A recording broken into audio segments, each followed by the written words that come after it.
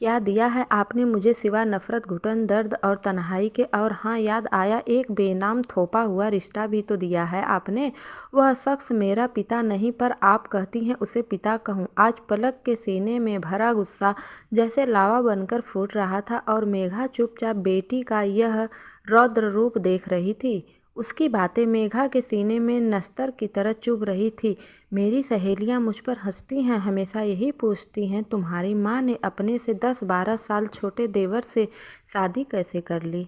तुम्हें अजीब नहीं लगता? मैं चुप रह जाती हूँ। क्या कहूँ उन्हें कैसा लगता था मुझे? जिस शख्स को बचपन से चाचा कहती आई थी वही अचानक मेरा बाप बन गया, मेरी माँ का पति बन गया। लगता है जैसे रिश्ते भी बाजार में बिकने लगे हैं। पलक गुस्से से बोले जा रही थी। पलक, तमीज से बात करो, बहुत सुन लिया मैंने, मेघा ने कहा, अपने कान बंद करते हुए कहा। पर पलक पूरी तरह से मूड में थी। बोली, क्या सुना है आपने? आपको तो लोगों की व्यंग भरी हंसी, उनके ताने कभी सुनाई ही नहीं देते हैं। नहीं, अपनी बेटी के आंसू दिखते हैं। आपने अपनी आंखें, अपने कान, सब कुछ बंद कर रखा है। शर्म नहीं आई थी आपको उस देवर से शादी करते जिसे कभी हाथ पकड़कर सड़क पार कराना सिखाया था, जूतों के तमचे बांधने सिर सिखाए थे? यह भी नहीं सोचा कि लोग क्या कहेंगे? लोगों के सोचने का मतलब यह तो नहीं कि हम जीना छोड़ दें। जब मैं घुट घुट कर आंसू बहाती थी तो कौन आया था मुझे संभालने? किसने की थी मेरी चिंता, बोलो? आया था क्या तुम्हारा यह समाज? जब एक विधवा औरत छोटे बच्चे के साथ अकेली रह रही थी, लाचार ससुर और बेबस सास के साथ, जो नहीं चाहते थे कि बहू उनके साथ रहे, क्योंकि उसकी सूनी मांग उन्हें बेटे की मौत की पल पल याद दिलाती थी। ऐसे में कहा जाती है वह क्या करती है? उसके अपने माँ बाप की भी इतनी हैसियत नहीं थी कि पूरी उम्र विधवा बेटी और उसकी बच्ची को साथ रख पाते।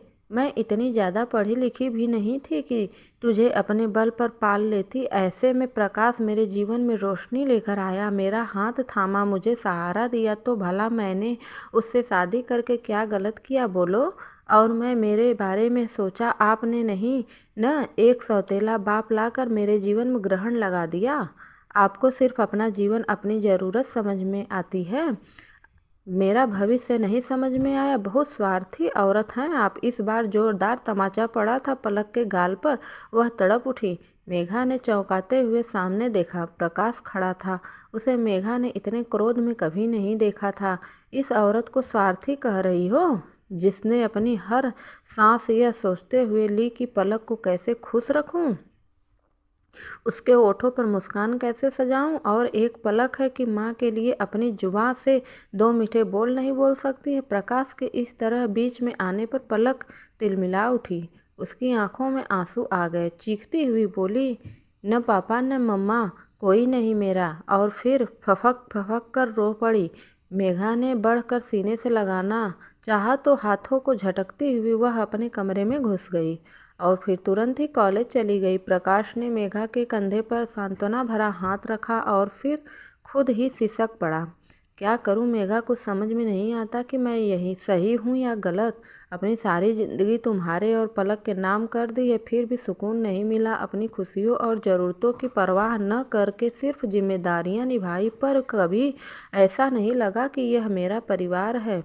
लगता है जैसे कुछ गलत कर दिया है मैंने। घर में बेटी के तो बाहर रिश्तेदारों और दोस्तों के व्यंग्यबाणों ने मुझे हमेशा छलनी किया है, सिर्फ इस वजह से कि मैं तुमसे प्यार करता हूँ। मैं तुम्हें दुखी नहीं देख सकता, पर देखो न, मैं ही तुम्हारे इन आंसुओं का कारण भी बनता रहा हूँ। क्या करूँ मैं, कुछ समझ नहीं आता। मेरी ज़िंदगी मेरे लिए ही ऐसी अबोझ पहेली बन गई है, जितना आगे बढ़ता हूँ उतना ही उलझता जाता हूँ। मेघा धीरे धीरे प्रकाश का सिर सहला रही थी। फिर मेघा ने उसे सहारा देकर बैठाया। दोनों काफ़ी देर तक खामोश बैठे रहे, अनगिनत सवालों के जवाब ढूंढते रहे, पर जवाब दोनों के ही पास नहीं थे। फिर मेघा ने कॉफ़ी बनाई। कॉफ़ी पीकर प्रकाश ऑफिस चला गया। मेघा दरवाज़ा बंद कर अपने कमरे में चली आई और पलक के बारे में सोचने लगी। सचमुच कितनी शर्मिंदगी महसूस होती होगी। केशव वह पलक को जब रिश्तेदार उसके विवाहित चाचा के लिए रिश्ते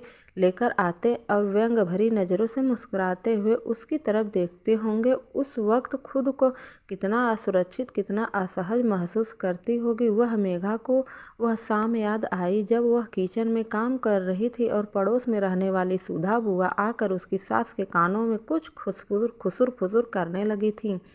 पहले तो मेघा ने ध्यान नहीं दिया, मगर फिर जब वह चाय लेकर बाहर आई तो देखा बुआ किसी लड़की की तस्वीर दिखाते हुए कह रही थी कि इस लड़की के साथ प्रकाश की जोड़ी खूब जमेगी। आखिर कितने दिनों तक अपनी माँ की उम्र की पत्नी और उसकी बच्ची का बोझ उठाता फिरेगा। उसके भी तो हंसने बोलने के दिन आने चाहिए, उसका भी तो दिल करता होगा किसी नई नवेली का घूंघट उठाने का। बुआ बेधड़क कहे जा रही थी, तभी मम्मी जी ने मेघा को सामने खड़ा देख उन्हें इशारा किया। वे तुरंत खामोश होती हुई फोटो छिपाने लगी। मेघा समझ न सकी कि क्या प्रतिक्रिया दे, चुपचाप दूसरी तरफ देखने लगी तो देखा दरवाजे के पीछे पलक खड़ी सारी बातें सुन रही थी और उसकी आंखें भर आई थी। मेघा ने नजरें मिलाते ही उसकी आंखों से वही सवाल दौड़ गया जो उसने मेघा से पूछा था। फिर उस शाम तक पलक के जन्मदिन पर मेघा ने एक छोटी पार्टी रखी थी। उसने अपनी कुछ सहेलियों को भी इनवाइट किया था जिनके बच्चे पलक के बराबर थे। केक काटने के बाद पलक सहेलियों को गिफ्ट खोलकर दिखा रही थी तो उर्वशी की बेटी ने पलक से पूछा, तुम्हारी मम्मी ने तुम्हें क्या गिफ्ट दिया है? पलक कुछ कहती उससे पहले ही उर्वशी ने व्यंग्य से कहा, और क्या गिफ्ट चाहिए? मम्मी ने सौतेला बाप तो दे दिया ही है गिफ्ट में, जो स्मार्ट भी है और कम उम्र का भी है, अधिक समय तक बेटी का ख्याल रख सकेगा। इतनी तीखी बात कहकर उसने कुटिलता से मुस्कुराते हुए मेघा की तरफ देखा तो वह अंदर तक सहम गई। उसने पलक की तरफ देखा, उसका चेहरा भी उतर गया था। वह चुपचाप अपने कमरे में चली गई। मेघा ने उर्वशी से गुस्से में कहा, यह क्या कहा तुमने? थोड़ा भी नहीं सोचती हो कि बच्ची के आगे इस तरह की बातें नहीं कहते? उर्वशी ने ठिठाई से मेघा को जवाब देते हुए कहा, अरे यार, आज तो मुझे रोक रही है, कल दूसरे लोग कहेंगे। किस किस का मुंह बंद करोगी? आखिर तूने गलत ही तो किया है। न सौतेला बाप ही ढूंढना था तो कम से कम हम उम्र तो ढूंढती। भाई, मैंने तो खरी बात कही है, अब तुम्हें बुरा लगा है तो मैं क्या करूं? अच्छा, पर पलक को उम्र भर ऐसे ताने तो सुनने ही पड़ेंगे। मेघा से फिर कुछ कहते नहीं बना। उस रात पलक ने मेघा के प्यार से उठते हाथ को बुरी तरह झटक दिया था और मेघा के पास सोने के बजाय उठकर दादी के पास चली गई थी। मेघा को लगा था जैसे आज उसकी अपनी बेटी उससे दूर हो गई।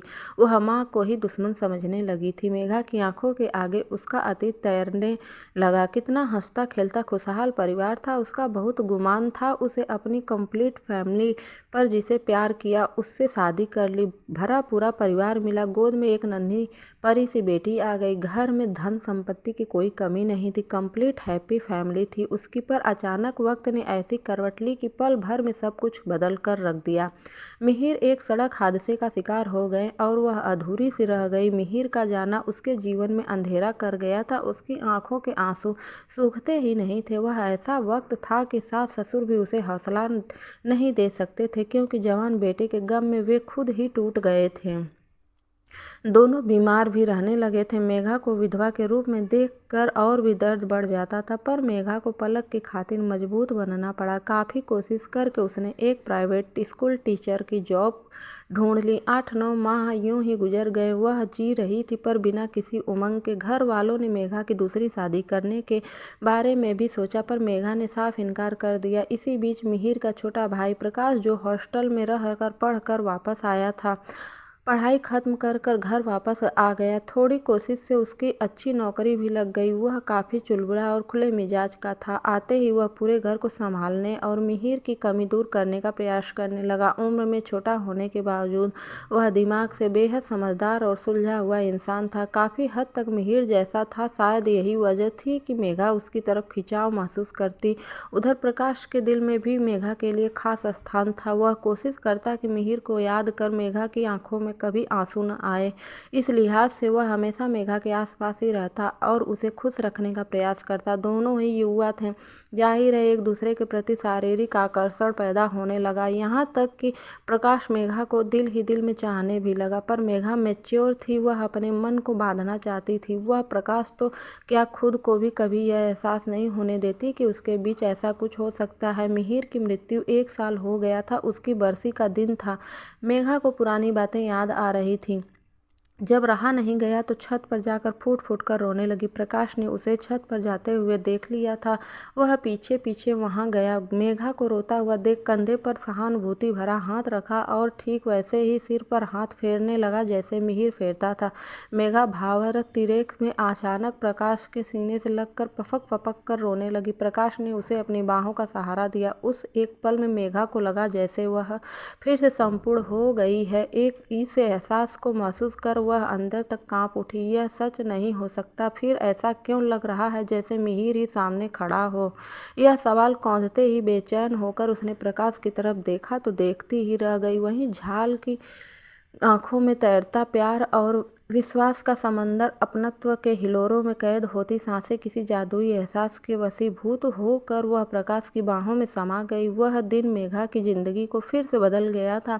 अब प्रकाश की झिझक भी दूर हो गई थी। वह मेघा के प्रति अपने प्रेम भाव को उजागर करने लगा। इसकी खबर घर में किसी और को नहीं थी। फिर दबी दबी सी इस चाहत को हवा तक लगी जब दोनों घर में बिल्कुल अकेले थे। दरअसल सास ससुर को अचानक भतीजी को देखने जाना पड़ा, जो सीढ़ियों से गिर कर घायल हो गई थी और अस्पताल में भर्ती थी। प्रकाश वैसे तो 2 दिनों के लिए वाराणसी के लिए निकला हुआ था, पर किसी कारणवश उसे जल्दी लौटना पड़ा। उस वक्त मेरी बेटी स्कूल में थी और घर पर केवल मेघा ही। दोनों ने लाख कोशिश की खुद को कमजोर न पड़ने दे, पर जज्बातों का ऐसा सैलाब उमड़ा कि दोनों ही उसमें बहकर और मर्यादा की सीमा रेखा पार कर गए। जब होश आया तो मेघा को बेहद ग्लानि महसूस हुई कि यह उसने क्या किया। खुद से 10 साल छोटे देवर के साथ कैसा रिश्ता जुड़ गया, क्या कोई उसे स्वीकार कर पाएगा। डर और ग्लानि से वह रोने लगी तो एक बार फिर प्रकाश ने समझाने पर थोड़ी संयम हुई और घर के कामों में लग गई, पर उसके चेहरे पर बिछी बेचैनी की रेखाएं सासू माँ से छिपी न रह सकी। उसने पूछने पर मेघा ने बड़ी कुशलता से बात टाल दी। धीरे धीरे वक्त गुजरता गया और प्रकाश का हौसला बढ़ता गया। उसने तय कर लिया कि वह मेघा से शादी करेगा। एक बार तो मेघा यह सुनकर विचलित तो हो गई, पर फिर उसे भी यही ठीक लगा। प्रकाश ने घर में जब यह बात कही तो बवंडर सा उठ गया। सास ससुर प्रकाश के लिए लड़की देख रहे थे, वे इस रिश्ते के लिए सहमत न थे। वे तो मेघा को मायके भेजना चाहते थे, पर हाँ, बच्चे पर हक जरूर जमा रहे थे। उधर मेघा के मायके वाले काफी समझदार निकले। उन्हें लगा कि मेघा का देवर से शादी कर लेना आर्थिक दृष्टि से मेघा के पक्ष में रहेगा, वरना प्रकाश की कमाई पर तो मेघा का कोई हक नहीं होगा।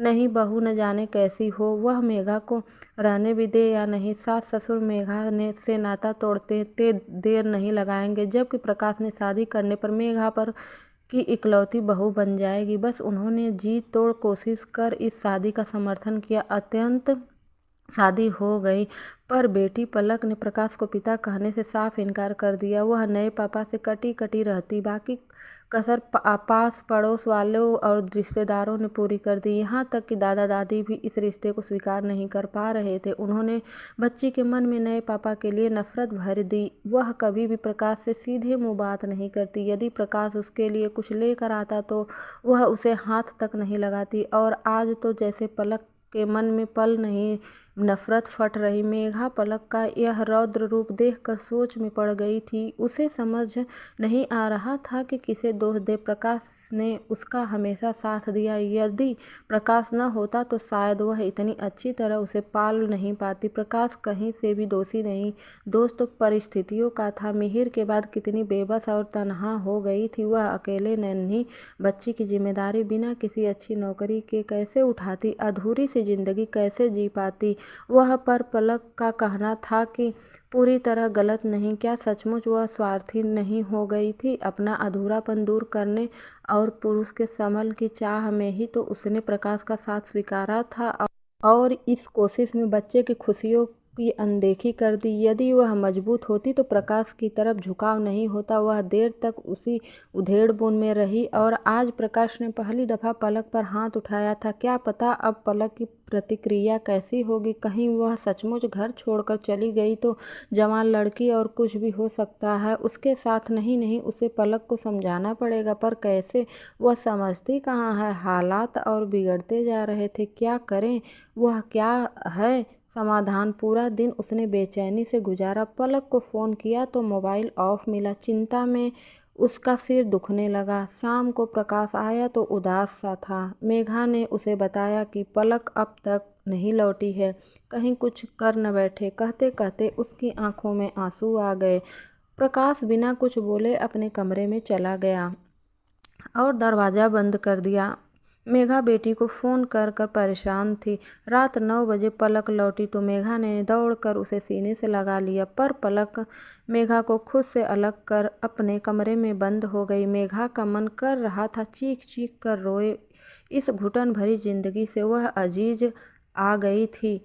सुबह जब प्रकाश ऑफिस के लिए निकला तो उसके हाथ में सूटकेस था। उसने मेघा को बताया कि वह ऑफिशियल टूर पर देहरादून जा रहा है। घर और पलक का ख्याल रखना, कहकर मेघा को सीने से लगा लिया, ठीक वैसे ही जैसे मिहिर दूर टूर पर जाते वक्त लगाता था। मेघा दूर तक उसे जाते देखती रही। तभी पलक भी बिना कुछ कहे कॉलेज के लिए निकलने लगी। दादी माँ ने उसे प्यार से पकड़ते हुए कहा, बेटा प्लीज़ शाम को जल्दी घर आ जाना वरना मैं मर जाऊंगी। पलक ने शिकायती लहजे में माँ के बेबस चेहरे की तरफ देखा और चुपचाप निकल गई। दुखी मन से मेघा अपने कमरे में आ गई।